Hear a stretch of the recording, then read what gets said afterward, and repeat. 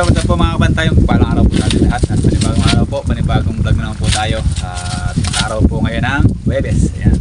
At oras po natin ay alas 3 na po ng hapon. Ayan. O magkalas 4 na siguro. Ayan, mga kabantay. Bago po ang lahat ay hingi lang po ako ng like and share. At paki-subscribe na rin po ang aking YouTube channel. At paki-click na rin po ang notification bell para updated kayo sa lahat ng video ng ating mga gagawin mga kabantay, no? Ito po ang aking ibabahagi ay yung mga tira-tira natin mga ulam mga kabantay, no?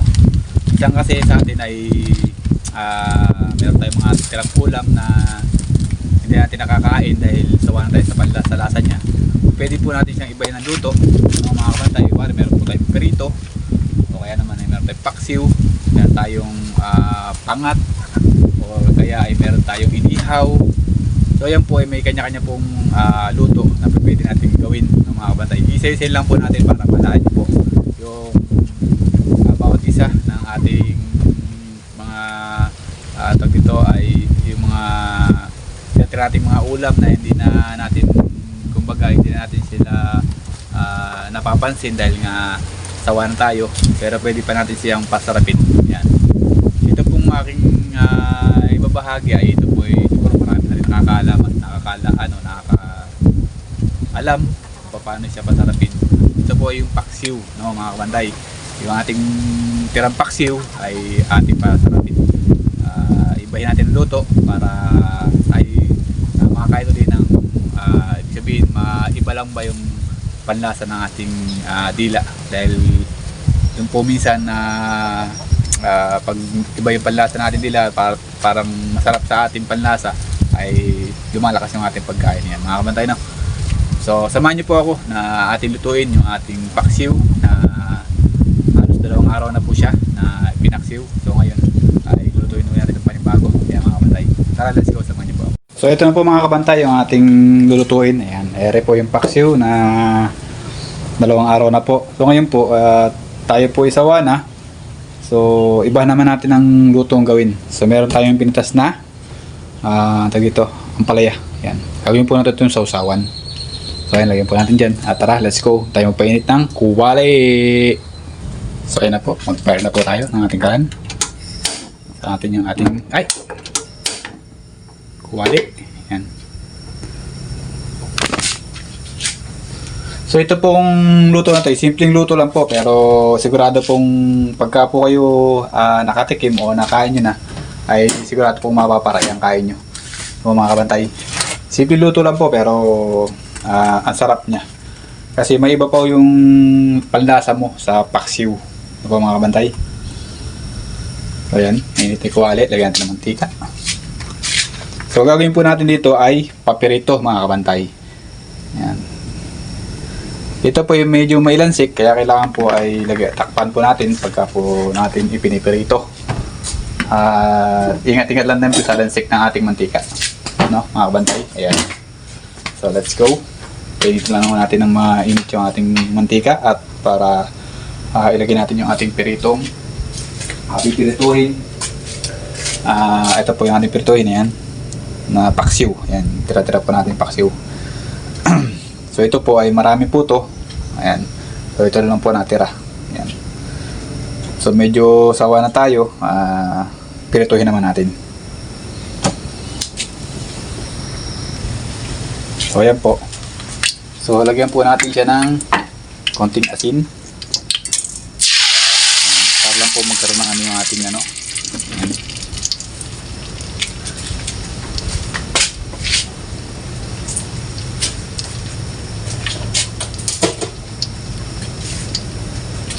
Bigtik po tayo ng kapratong bawang. Lagyan po natin. Ayan.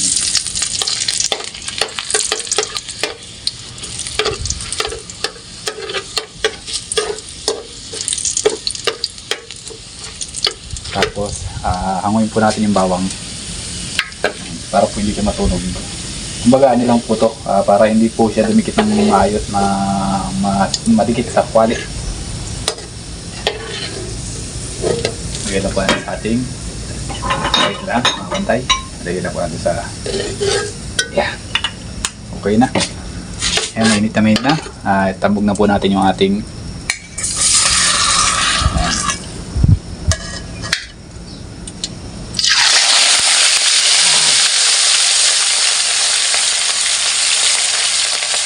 bango.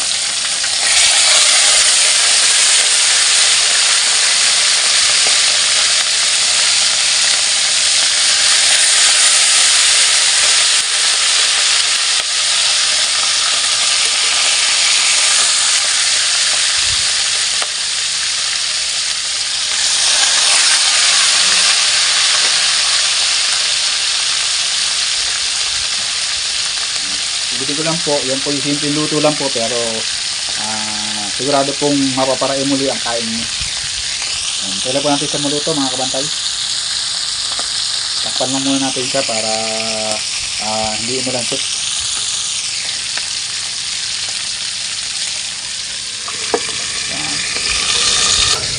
So po mga kabantay, hanggang niluluto po natin yung ating prito ay gayatin na po natin sa uka natin. So medyo pahinog na po yung ating yung ating dito, palaya. Ayan.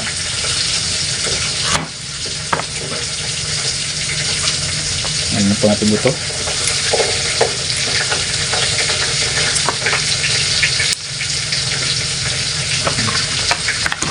Bago lang kantik.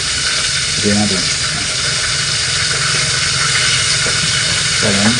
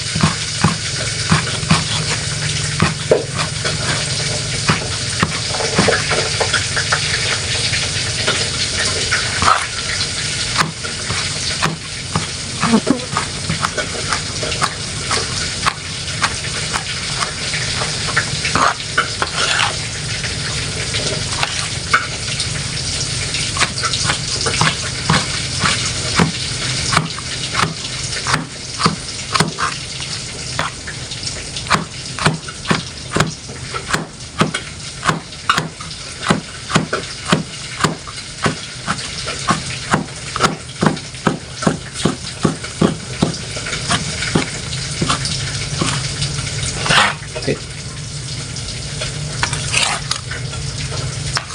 So ayan, yung ating niluluto ay ay babaltar natin. Charan! Wow! Ayan. So ingat-ingat lang po dahil ito po ay madikit.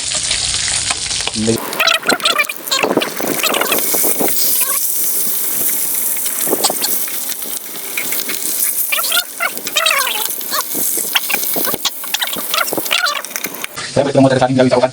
Tawan. Hindi naman ako ito ka.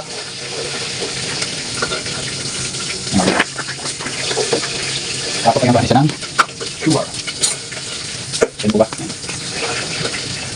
Sugar. Yan po ang kapasarap pa. Mga kadal.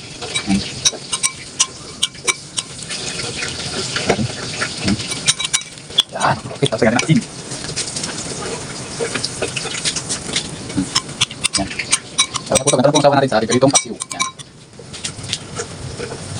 So ayan po mga bantay, luto na yung pakso natin. Perito. So ngayon na natin.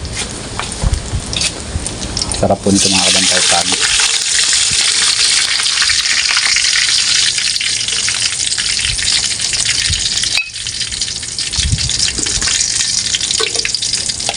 Sa mga sawa na po dito sa paksiw, pwede nyo po itong gawin. Pagpirito po kayo ng paksiw, ayan. Sarap po nito mga kabantay. Ayan.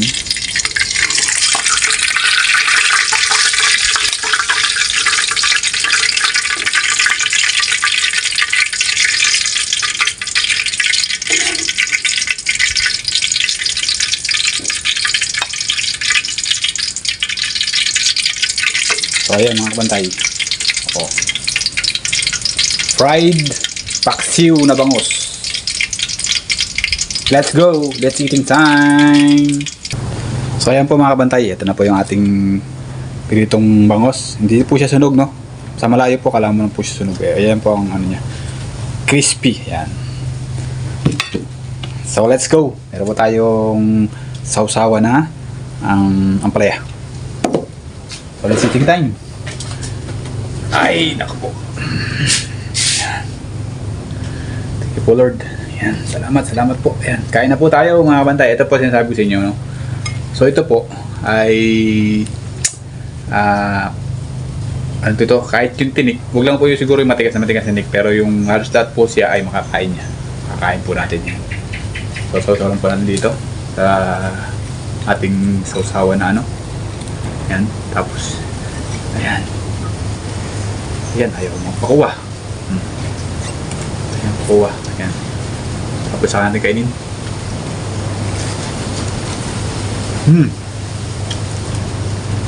Stop.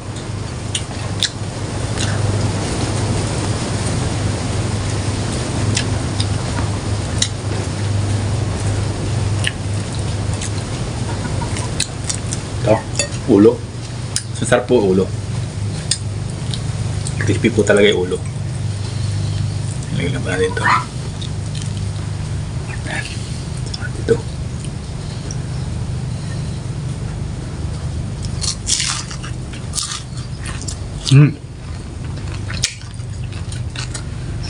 Stop.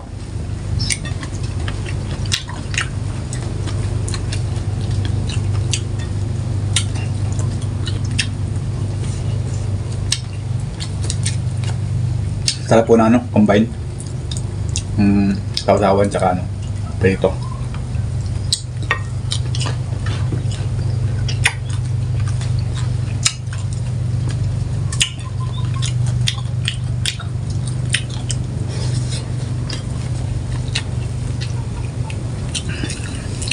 Ow. Mainit.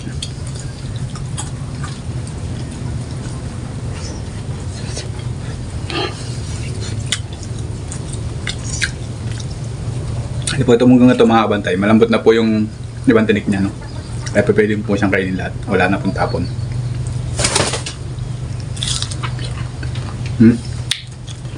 Stop.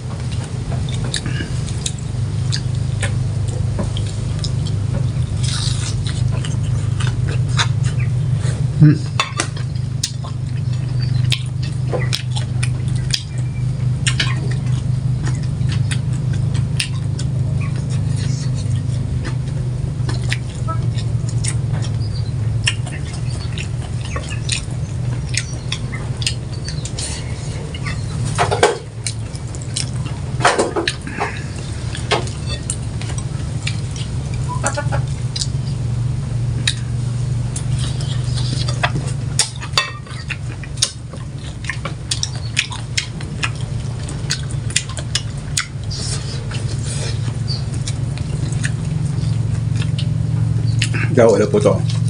Ito.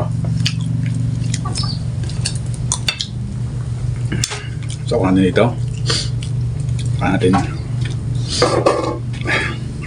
Sarap sana kami sili. Wala tayong sili. Next time na lang. Yan. Mm.